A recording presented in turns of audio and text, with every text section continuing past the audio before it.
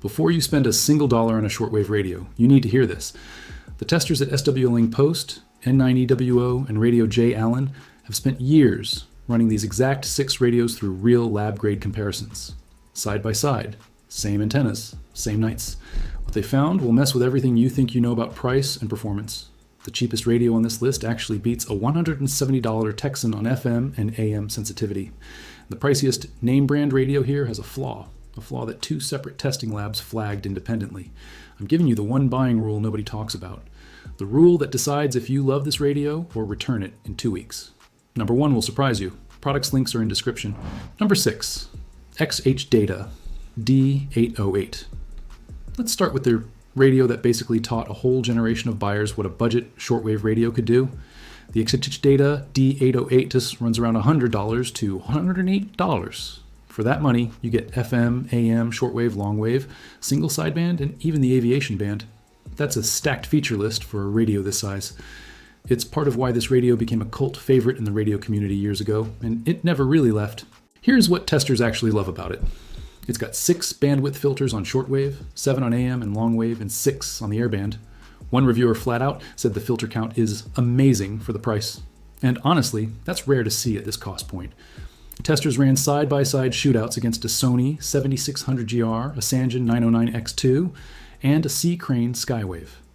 The D-808 sometimes pulled in weaker stations better than radios costing 2 or 3 times as much.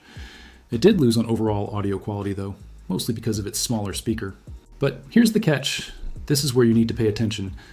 XHDATA quietly changed the internal circuit back in 2023. The problem? Owners are reporting the newer version has noticeably worse AM performance than the original. So if you're shopping for this one, check the listing date, or just ask the seller which revision you're getting before you click buy. Also, the button labels are small and hard to read in low light, and you can't easily clear out old saved stations once your memory banks fill up. That gets annoying fast if you travel a lot. If you like browsing in person before buying, ask the store to power one up for you. Check the display. Sometimes you can spot the revision difference just by looking at the backlight color.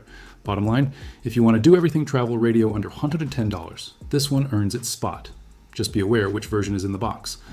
Number 5, Tecsun PL-880.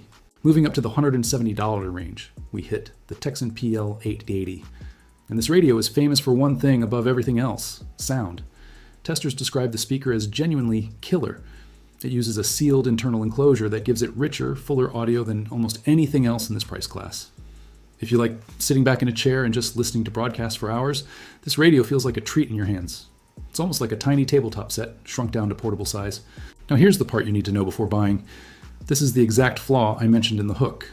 Multiple independent testers, including the detailed lab reviews at N9EWO, found the PL880 has rough clipping distortion on single sideband signals.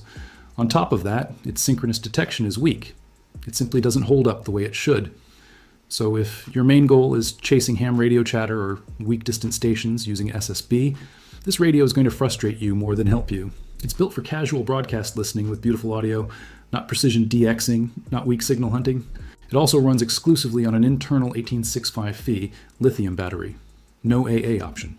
So if the power goes out for an extended stretch, you're tied to recharging it, not swapping in fresh batteries from the corner store. For someone who wants a radio that simply sounds gorgeous, tuned to international broadcasters, the PL880 is still a strong pick. It feels worth the higher price every time you turn it on. Just don't buy it expecting sharp SSB performance. Number 4, Sangean ATS909X2. Now we're getting into proper tabletop-style portable territory. The Sangean ATS909X2 typically runs somewhere in the $230 to $280 range, depending on where you shop. It's considered one of the last true high-end portable communication receivers still being made today. That alone makes it worth a serious look if you want something built to last for decades, not just a couple of years.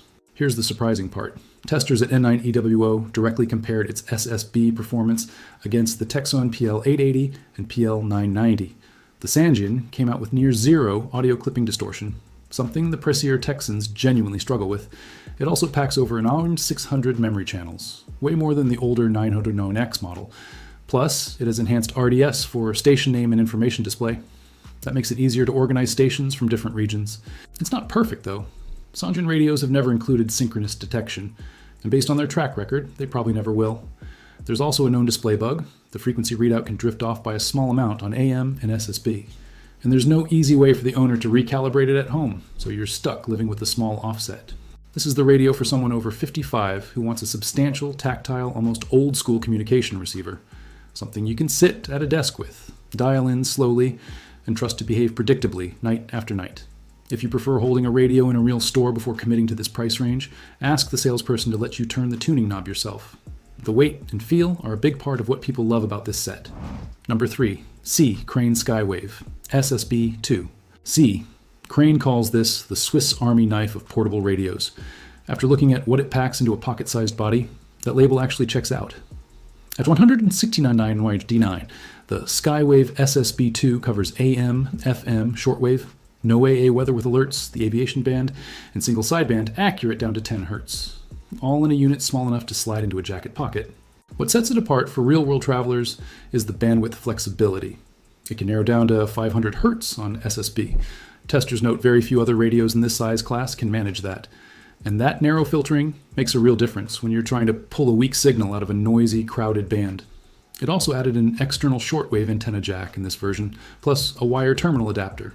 That lets you hook up a simple long wire antenna in seconds. No soldering required. The trade-offs are minor but worth knowing. The scan speed is noticeably slower than the original Skywave. And weirdly, you lose the ability to press number presets directly on the weather band. You have to scroll through manually now to find your local and OA channel. This is the one I'd point a road tripper or a prepper toward, especially if you want a radio that doubles as emergency gear during hurricane season or a winter storm. It's small enough for a glove box. It runs on 2 AA batteries for up to 70 hours. And it's backed by a US warranty from a company that actually answers the phone when you call. Number 2, Tecsun PL-330. Here's where price to performance gets almost unfair. The Tecsun PL-330 sells for roughly $50 to $90 depending on the retailer, and it includes synchronous detection.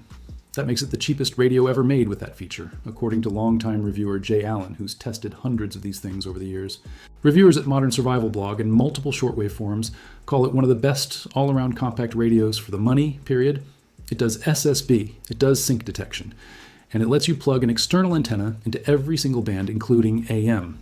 That's something even some pricier radios don't allow.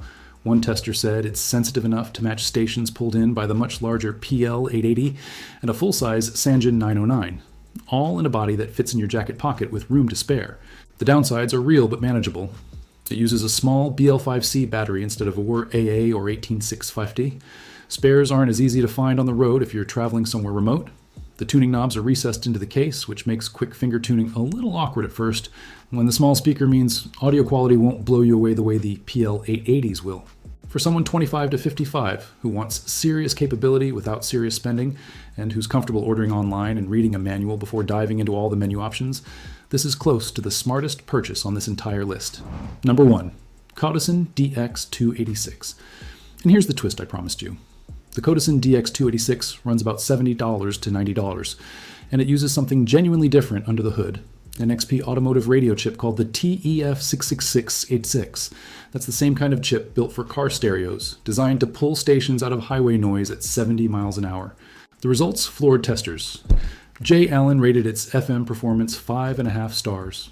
He called it better than every other portable he's tested at any price point, including radios costing 3 times as much.